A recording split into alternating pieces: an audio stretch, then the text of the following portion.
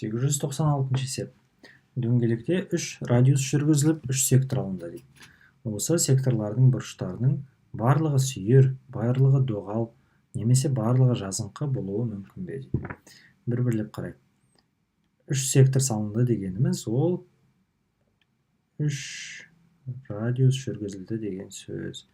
Сонда мынау бір сектор болады, мынау екінші сектор болады, және мынау үшінші сектор болады.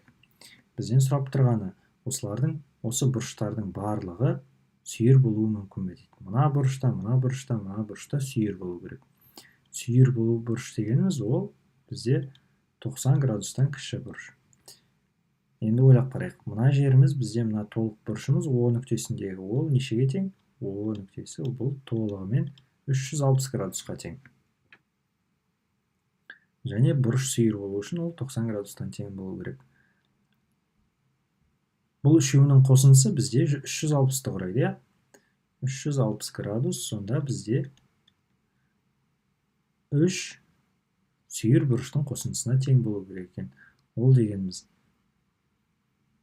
ол бұрыштарымыз бізде 0 мен 0 емес 1 мен 89 градустың ортасында жату керек екен. Біздер қарап көрейік. Бір емес, тіпті ең үлкен сүйір бұрышымыз қандай? Бізде 89 градус болсын. Егер үшеуі де 89, үш секторымыздың үшеуі де 89 градустан болатын болса, ең көп дегендегісі, онда ол 89 көбейтілген 3-ке тең болу керек. Және бұл жағдайымыз бізде 360-қа тең болу керек. Енді өлшеп қарайық. Бізде 89-ды 3-ке көбейтетін болсақ, ол 360-тан әлде қайда кіші болады. Сондықтан біздер барлығы үшеуі де сүйір бұрыш бола алмайды деп айтамыз. Барлығы доғал болуы мүмкін бе дейді. Қарайық, 360 градусымыз бұл доғал бұрышта, 3 доғал бұрыш дейді. Доғал бұрыш дегеніміз ол неше градустан басталады? Бұл 90 градустан жоғары, бірақ 180 градустан төмен болу керек.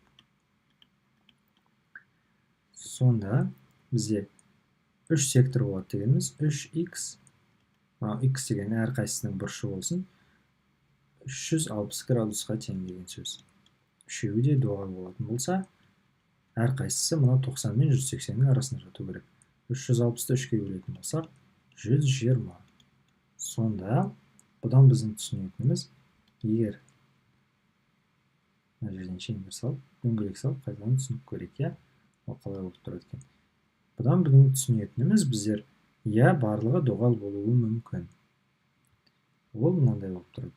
О нүктесі, міне бір доғал бұрыш, 90 градустан үлкен, және міне екінші және үшінші доғал бұрыштар. 1, 2, 3.